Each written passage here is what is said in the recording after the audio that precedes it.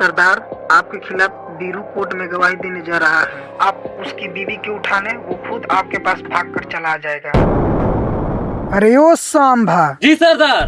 पकड़ के ले आ उस छमिया को रे।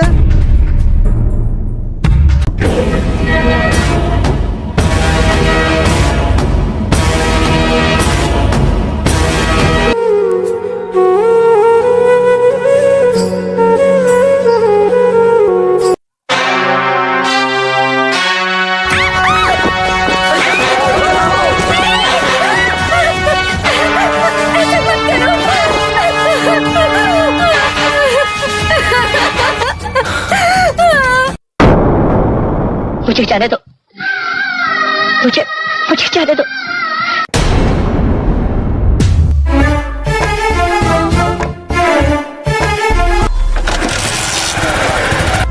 उड़ा दो इसको।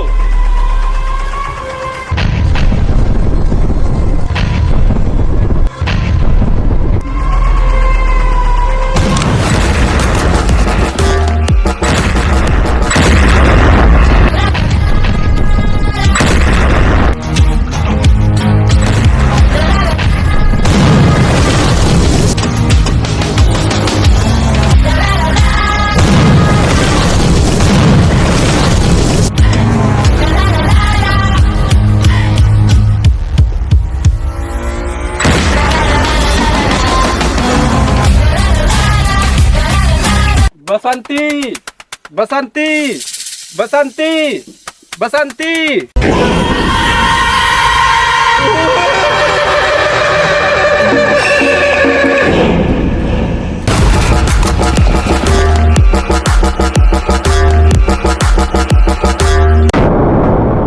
सरदार, ये बड़ी कटीली नचनिया है। थोड़ा हमको भी दिखाओ अपना नाच गाना। बसंती, इन कुत्तों के सामने मत नाचना। क्यों नहीं नाचेगी बसंती? अरे ओ सांभा। जी सरदार। लगा तोरे निशाना इस कुत्ते पर। देखो बसंती, जब तक तुम्हारी डांड चलेगी तब तक इस कुत्ते की प्राण चलेगी।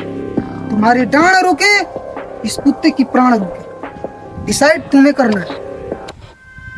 नहीं सरदार, मैं नाचूंगी। बड़ी कटीली नचनी है, चलना।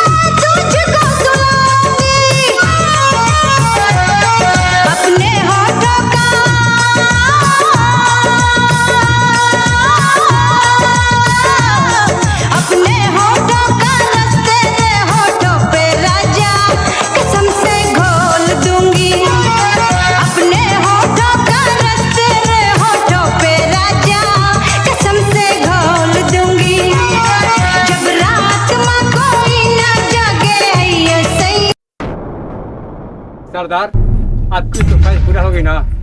अब छोड़ दीजिए मेरा राशि को।